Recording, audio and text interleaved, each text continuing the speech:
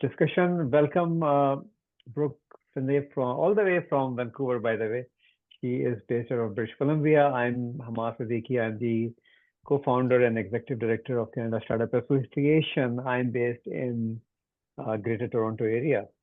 So, as you can see, technology connects us, and technology is also providing uh, professionals like Brooke to disrupt few norms and come up with some new ideas.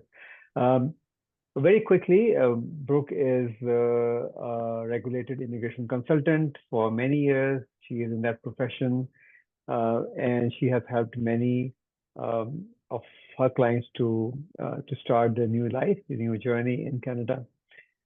But there was one day when she thought, okay, there's something can be done in that industry, and you know, kind of used her disruptive mindset to create her platform called Navio. So, Brooke, without any further delay, because people are joining us, we would really like to hear from you a bit about yourself and why did you come up with this idea? What was the reason? Why did you want to disrupt it? It's such a pleasure to be here. As Hamad mentioned, I'm Brooke Finlay. I'm the founder of Navio, and we help people navigate Canadian immigration journeys without the law firm price tag. So we've developed a tech-powered but expert-driven platform that guides people step by step through the journey with expert support along the way, because people coming to Canada and building the future of our country deserve that support. And when that happens, we all thrive. So a little bit more about my background. As Hamad mentioned, I am a regulated Canadian immigration consultant. I have been working helping people who are coming to Canada to work, to study, helping entrepreneurs who are expanding or launching businesses in Canada, and also helping Canadian businesses that are recruiting global talent to fill shortages and knowledge gaps. I've been doing that for over 13 years now. And so it was over many days, if not months and years, that I over time just witnessed the shortcomings in the industry, in the legal profession, specifically in the immigration context, in terms of accessibility that people had to access expert support and get the advice and guidance that they needed to make a successful transition to Canada. And of course, witnessed the fraud and the disingenuous actors that take advantage of people who are in a more vulnerable position, who are moving countries and taking that huge leap. And I got to a point where I needed to do something about it. And so this is my attempt to address some of those systemic failures within the industry and those really pressing problems. So that's been a journey over a number of years now. Yeah, that's in a nutshell how we got to where we are. Awesome. So, when you started, of course, the whole process starts, and the way I say it, as a founder, if somebody's thinking you're going to turn the world around, it's not going to happen. So pick up that one problem, one little problem that is probably the most pressing problem, and try to solve that problem, and then only you will learn how do you scale, how do you transform your whole concept. So what was just like, you actually covered it in a more holistic manner, but what was like one little problem that you saw happening repeatedly that you wanted to solve through your platform? The access to the legal support, the expert support, in an affordable way. So I would get asked again and again, Brooke, if I prepare my application, will you review it? And the way that the traditional immigration legal services works is either you can get a consultation, and have those very time blocked periods of support. Or you could hire a professional, whether it's a consultant or a lawyer, to do the process, to lead the process and prepare your application for you. And I knew that there had to be something more or in addition to support the needs of people who those two options that are on the opposite ends of the spectrum, something that could support people who wanted something in the middle. Because I kept being asked, if I prepare it, will you review it? And so that was really a catalyst to recognizing and just validating that the cost was a barrier and a problem, and as well as understanding what was important to people. You mentioned the finding out what problems are worth solving. And so listening to the people that we want to be serving over the years really helped direct how we built the platform. There's lots of features and functionality that we can, and it's in the roadmap that we will add. But where we are now and what we focused on in the beginning was, how do we overcome those biggest pain points first, the problems that are most worth solving? And that comes from helping people who want to be in control of the application, and have that feeling and ability to do it themselves, but just want the added support rather than someone fully taking over the process for them. Yeah. But you know what is interesting, because as an immigrant myself, I filed my own application. It's a cumbersome process, and it actually requires details to attention, and that's where a lot of people struggle, and that's why they engage someone, or at least start thinking about engaging someone. So the problem that you try to help was, you don't have to spend a lot of money upfront to even assess whether you will be able to qualify. Like, nobody can promise that, but at least the possibility of or higher probability. So just going back onto the kind of market that you're looking at, Brooke, with this. So okay, so approximately 500,000 immigrants come to Canada, plus minus, depending on which government and what situation, 50,000. So 500,000, but probably, I'm just throwing a number. I don't really know, but probably 2 million try to avail the opportunity, of which 500,000 probably finally get into the system somehow. So the actual market that you're targeting is that 2 million people who are still in the phase of yeah and now, whether I should go for it or whether I should not go for it. So the market size is just humongous. It's just 2 million people. Yeah. So my question to you is, did you actually look at the potential market size before actually started, before you start building it up? I guess it depends, when did I start building it up? Right? So initially, no, because I, at my core, immigration legal expert. So I am a type A perfectionist, right? Suggest, not recommend.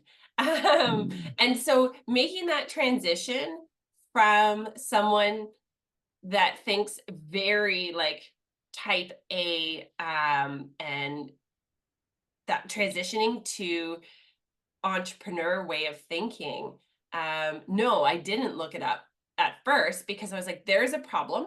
The problem needs to be solved. And then as I delved deeper into my entrepreneurial journey, that's when I started exploring the markets and the indicators, and doing market size up, and paying more attention to that. And what I found was that about 20%, at most, 20% of applications for immigration to Canada, and we're talking the, approximate 500,000, slightly like decreasing a little bit over the next couple of years, but and that's just permanent residents. And those are the admission target. So like you mentioned, that doesn't include all the people who are Yeah. attempting to apply. It also doesn't include the million plus annual temporary applications. And that's an admission levels versus the number of applications actually submitted, or the Mm, people that maybe don't follow through with submitting but want to explore their options, right? So it's really hard to capture all of that in the market size up. But even if you take the number of applications submitted to Canadian immigration, only about 20% at the most are represented by an authorized immigration legal professional. And so what I spent a lot of time doing, I actually ended up doing a master's degree because as a legal professional, I felt like I didn't have the skills, the like fundamental knowledge to turn my idea into an actual product. So I did a master's degree where I was in business and studied my market, studied my idea, and found that, okay, are the 80% of people applying on their own doing it because it's easy? And the answer is no. The primary reason is because of the cost barrier, followed closely by lack of trust, knowing who to mm, trust. And so I wanted to create something that really helped address those problems. mhm. So, right at the very grassroots level, this tool that you have created really helps people, make a decision, I would say, that's probably is. So decision making probably is the hardest part uh, in anything you in your corporate life, changing a job, getting married, or maybe even for some like my wife, you go to a restaurant with her and deciding what she wants to eat is also a challenge. So decision making something that is done through a process, and what you are doing, what I gathered from this conversation is through Navio, you are helping these prospects to not only to streamline, but to decide whether they want to go ahead in filing their application for immigration. All right, so you bootstrapped. I know you bootstrapped. Uh, you didn't secure any funding as yet. You are now looking for some interesting partnerships and all that. But as a business that has bootstrapped right from the very beginning, right from the ideation to whatever you have at the moment, you built it up. You actually showed the entrepreneurial resilience, I would call, and finally built it up, and it's out there and people can use it and people are using it. How big how big a heart do you need to actually start putting in your own hard-earned money into bootstrapping something which you don't really know whether it's going to work or not? Yeah. I think that's where people who are predisposed to being entrepreneurs and just have that little bit of crazy in them. Mhm. And that conviction that, no, I know the problem is real. You just know it in your gut. And then you validate with some proper market research. What in my gut I knew, because I'd already been doing this work at that point in time for a decade. Mm, And so to ensure that I didn't have some like disillusioned view of what a solution would look like, making sure I talked to as many people as possible, to better understand what and how to build it. But ultimately, I knew that it had to be something that fell in between, DIY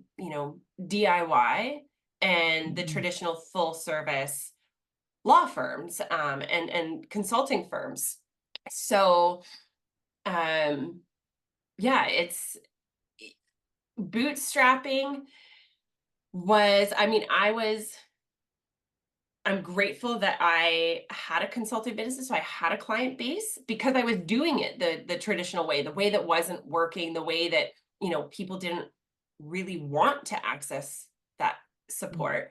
Um, and so I evolved the traditional service-based business into what I've done with Navio, in creating that tech-powered delivery model. So I've been bootstrapping just by pure grit, and accessing grants and loans when I can. But I found that was best based on my business model and how I'm building the solution, because it's not perhaps the most investor friendly approach. I'm not B2B SaaS. So when it comes to traditional VC funding, it's not sort of that typical model that they're looking for. Yeah. No, you're right. So one of my mentees, he I mean, in his very initial phase of his product, the product was already there, but he wanted to start looking at potential VC funding. And very soon he realized that if the product is less than $1 million, nobody's going to look at it from the VC because it's like too small. Okay, so you bootstrapped, and I know the pains that an entrepreneur goes through the process of bootstrapping. If I put you on spot and say, okay, Brooke, what are 3 things that you really kind of struggled with in the process of reaching to this point? What those 3 things would be? Managing finances. So when you have an idea and you feel very passionately about it, you want to get to the end, or what you think the end iteration looks like, as quickly as possible. But especially when you're bootstrapping, you need to be incredibly diligent with your spending and financial management. So that has been a struggle. I've learned a lot. I've failed forward, let's say, in that respect. The other piece would be number 2, trying to be too many things, trying to be too wide. So the more and more I narrow down my ICP, my ideal customer profile, the easier things get.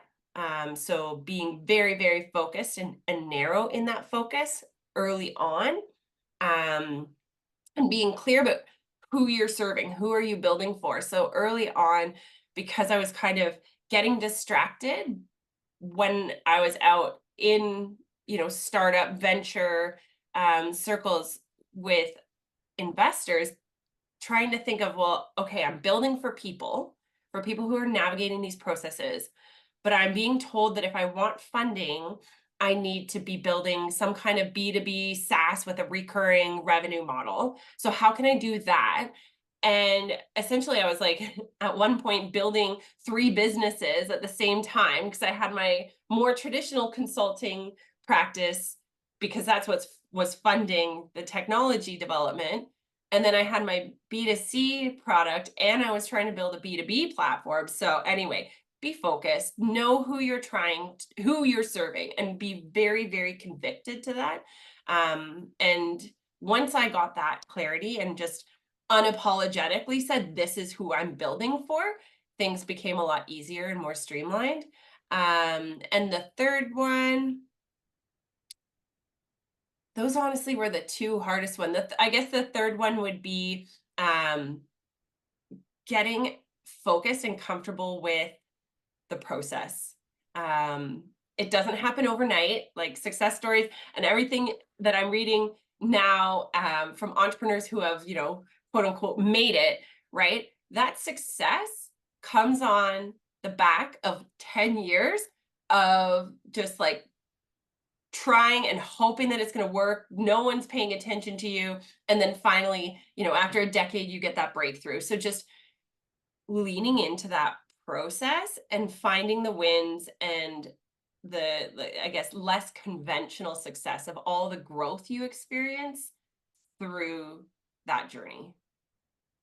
So That's amazing. And so I picked up 3 words here. One is financing. So manage your finance well. You will always be short of money, by the way. So this is my experience. You will always be short of money. Startups are always short of money.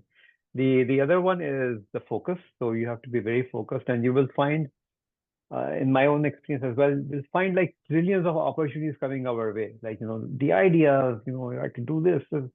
I think one of the most critical thing for us as startups is to start saying no to things, start saying no to those ideas that are popping up, start saying no to those investors who are coming to you because your thoughts are not aligned, right? And the third one is the process. You have to build processes and then somewhat keep those processes flexible as well because things may change and the process takes time. So these are the three things that I picked up. I think I should write a LinkedIn post tomorrow on this. Um, but honestly speaking, if if anyone who is just starting the journey focuses on these three things or consider these three things as their starting point, things will change. Uh, One or two disappointments. Like I know one of the disappointments I always got. I mean, the first one was for my wife because she never thought that I am a business material. I had done corporate jobs whole of my life until 2020, right? And I started quite early in my life as working career, but at the age of 55, I decided enough of corporate career. I just want to do my own thing. But she never believed in me. She still does not believe. She still thinks it's been 6 years. I should do a job which I don't want to anymore. So and what the biggest disappointment for me initially was always that people would not believe in me. Um, how do you overcome that? Because I know everybody gets it. Oh yeah. Yeah. I think like that is something that I don't think gets talked about enough when it comes to going out and doing something against the grain that's not the corporate track. And for me, surrounding myself with people who are on that track or on a similar track and who understand why, even if you can't put that why into words of like, why do we do this? Like, I am sure if I meet an entrepreneur who can tell me in all honesty that they haven't thought of what if I just go get like a normal job, then that will be the day where I cease being an entrepreneur. But everyone thinks it, right? Every entrepreneur is like, oh, maybe today's the day I just go get a normal job. But if you surround yourself with other people doing it that have that same thought, have all those doubts, but keep pushing anyway, um, you know, then it doesn't matter what the naysayers think or Mm. say. So really just curating who is around you, getting in the right rooms, and yeah, just forgetting about what people who want to bring you down or fault you for what you're doing, or question it or doubt it. Like, who cares? Just Yeah, let that be. carry Let on. that You be. can have the world would be a boring place if we all did the same thing, if we all believed in the same thing. So Exactly. cool. You're not my people then. Absolutely. Absolutely. And there will always be times when as entrepreneurs we are not up to 100%. Like, that's okay. I think we're just humans, right? We'll have like ups and downs, and that's pretty normal. Um, so what was the point when you started thinking, okay, you need to get out of the North American hemisphere and start exploring other avenues or other markets. Um, how did that kind of a shift happen into, or I would call it a shift happen into your thinking process? Yeah, well, a couple of ways and reasons. One was, again, in the early days when I thought that, being the founder of a tech startup meant that you had to secure VC funding. Otherwise, like, you're not a true founder. In those early days, I would receive comments like your market size is too small if you're just focusing on the Canadian market. So that was one of the things where I started exploring, and what we're building is really geographically agnostic. So we just need the subject matter expertise to expand into other markets. So I thought, okay, I mean, we've built it in a way, and that wasn't even necessarily, that was kind of just luck. But then it became core to what we're building. So that was one thing. And then another piece was obviously the people we serve are coming from countries outside of Canada. Mm-hmm. And my service business up until that point where I started making the shift was primarily reaching people who had already entered Canada, and so wanting to expand our reach, expand the awareness of who we are and what we do beyond people who have already landed in Canada was key, especially because one of the problems that we are solving is the fraud and the trust piece. And a lot of that happens before people actually get to Canada. And so wanting a big driver of expanding, and I know we'll get into it more, but joining the Canada Startup Association's delegation to expand North Star was to be able to begin developing and strengthening our brand awareness and reach outside of Canadian borders. Right. So obviously, there's a market. There's a market outside Canada as well. And I always say, there's a market, a real juicy market outside North American boundaries, because somehow people are more receptive to you, to listen to you. Also, from the funding perspective, there is a lot of cash available, particularly in the Gulf countries, in the Middle East, and people are looking to collaborate. And because in the U.S. market or North American market, if I take it that, there is a lot of competition for money. So, a lot of competition with ideas, for instance, a lot of competition on the technology side of it.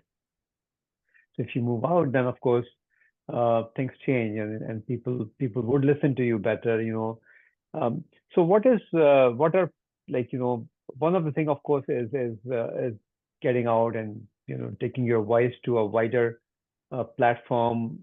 I call it a global platform, a place where more than 100 countries are represented, and a lot of foot traffic coming in at Expand North Star exhibition in Dubai, which is supported by the government of UAE, and of course is run under Dubai World Trade Center and Dubai Chamber of Commerce for innovation. What was your experience? Like, you took a plane, you landed in Dubai. What was your experience? Well, I had never been to Dubai, so the first thing was the heat, especially coming from Canada.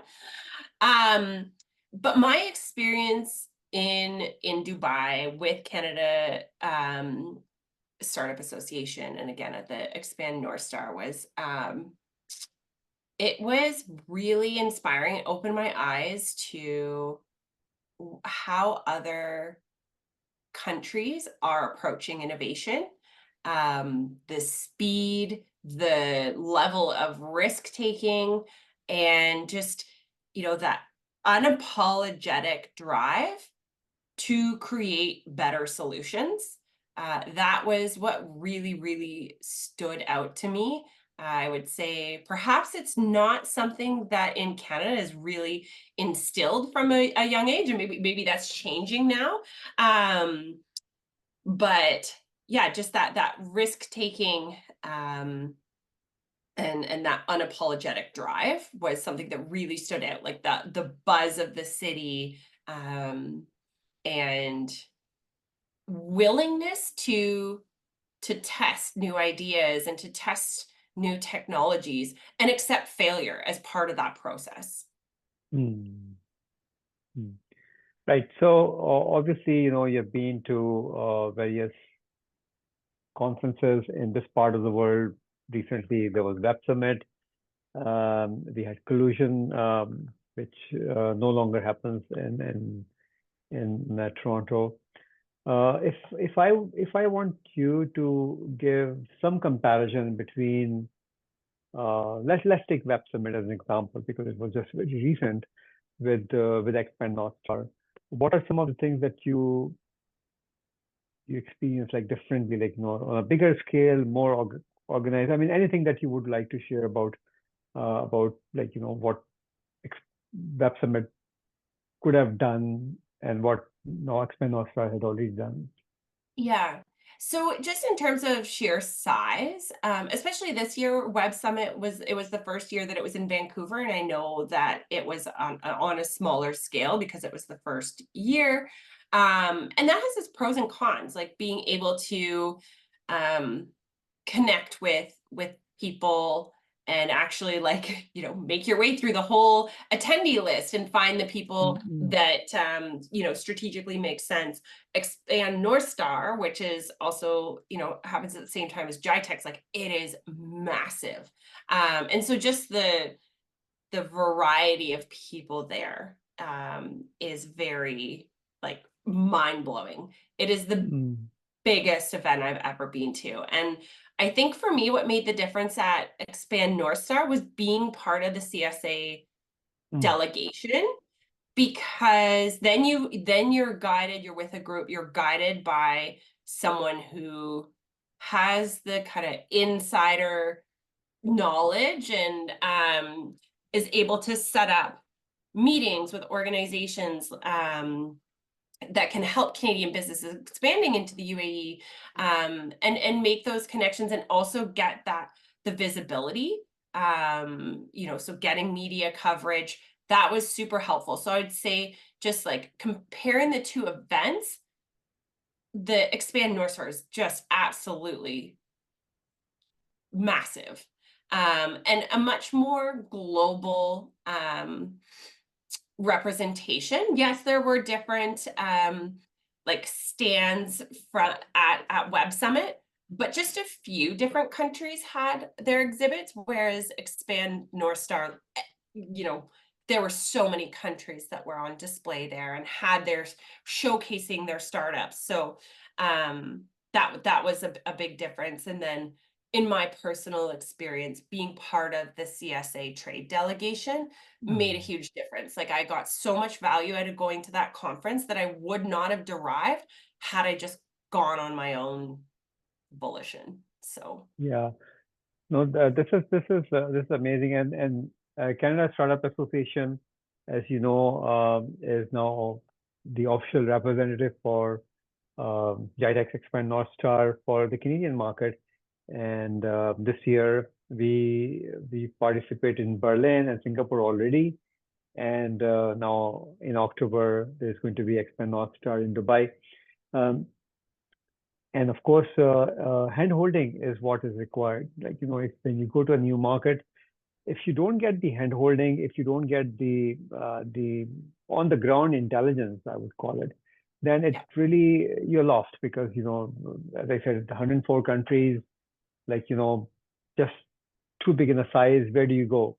And more than 1,000 investors coming in, and which investor do you speak to, and why would somebody speak to you? Number one, unless a meeting is arranged, and of course, some of the experience that you had in the delegation prior to even going, prior to even landing in Dubai.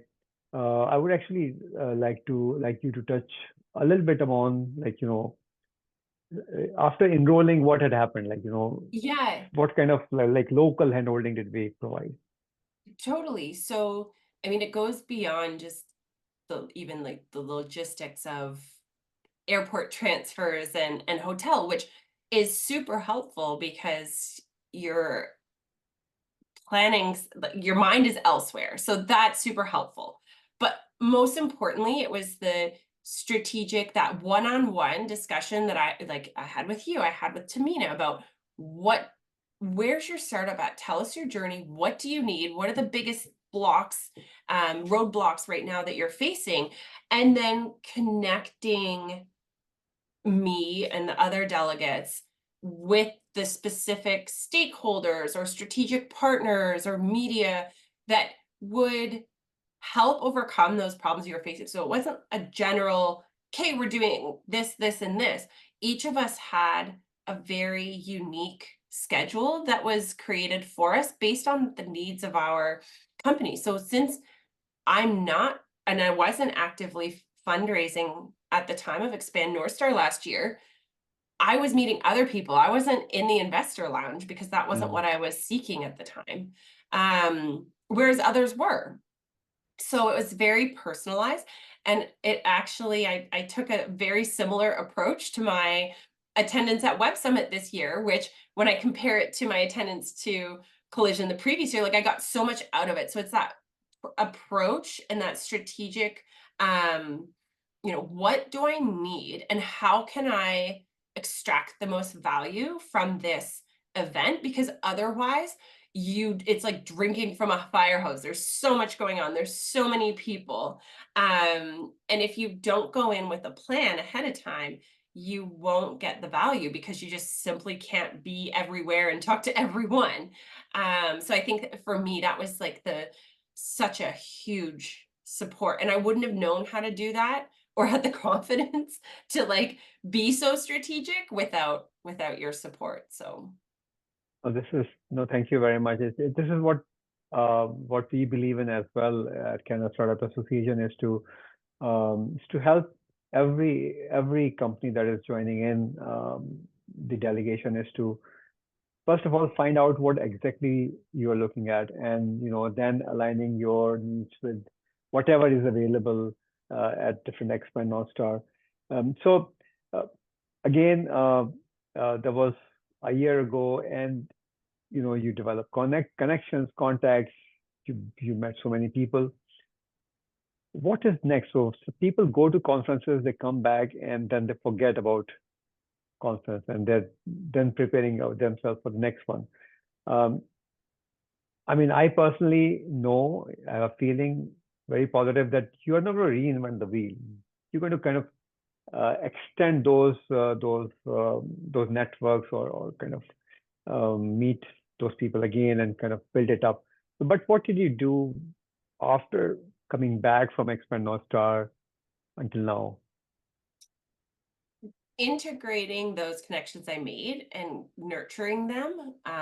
One of the connections I made now, I'm working with on expanding our marketing. And so it leads to really great partnerships, at least it has for me, and helping be connected with people that can support you and kind of fill in any gaps that you have in terms of expertise and know-how. So it definitely is easy to go to the event and then leave and not follow up with people you chatted with. So making sure to be really diligent about keeping track of who you spoke with, who was, what valuable conversations you had, and then actually following up on that to see, and not from a selling perspective, but again, curating that network of people around you, because you never know when might be the right time that they can support you or you can support them. And going into it with very much that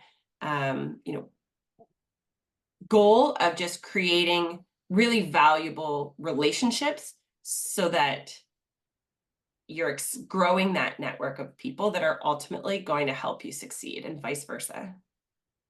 Well, that's great. So I while you were talking, something that I kind of recalled from one of my bosses years ago. And so there was an opportunity for something, and I asked a question. He said, Hamad, this is our opportunity to put our words into his mouth.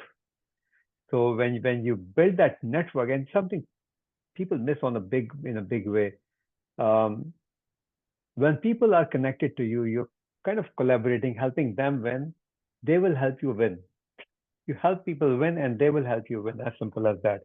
So because we are now coming to almost towards the end of today's conversation, Brooke. Amazing. If I ask you, and believe me, it's going to be my last question, is if I ask you, maybe one or two wins, you call, okay, these were my wins at Expand North Star in Dubai, what those couple of wins would be? For me, it was getting validation, receiving validation that not pursuing, let's say, like the more traditional, more commonly talked about VC path, that's just as good. Like there's nothing inferior about pursuing and building a profitable, sustainable startup. And that people like founders like me and others who are bootstrapping and not building, say, that B2B SaaS, that you belong in the room too. And then the confidence that comes along with that. Even at Web Summit, I had someone tell me, you can't scale a B2C business. That's not scale. And cool, again, let's agree to disagree. The world would be pretty boring if we all agreed. But having the confidence and the focus and the conviction by putting yourself out there. That's really, really important. Stop pleasing everybody. Like you can't please. And there will be a time, you see, honestly speaking, so there's a startup that I mentor, and they've been into bootstrapping for 5 years. And now last year, an angel investor came in out of the blue and they wanted to invest, and they asked me, I said, take take that investment because your valuation is going to increase as soon as you take that investment. So they took $750,000 to that little startup. Year down the line, the valuation has increased from $1 million to $2.6 million. But there is a lot of hard work. Like, it's almost, I would say, burning the midnight oil kind of a hard work that actually goes into creating something solo, right? Technically, you're building it almost solo. You have a team that works on technology side, but it's your focus, it's your network, it's your conviction, as you said. It's a process that you're building that really helps. With that, thank you very much, Brooke, for being with us and sharing your story of Navio, how Navio started, and how you have graduated from point A to point B and kept growing. Congratulations on that success, and hopefully you will soon be. We hope that you will be a unicorn coming out of this medium market. Who knows? Who knows? But at Canada Startup Association, we work with startups. We help them go global, and we are the official partners with Expand North Star and GITEX, and we take delegations. So if you are interested in joining in the next delegation going to Dubai in October, you can connect with us, and we'll be happy to help you in that process. With that, thank you very much.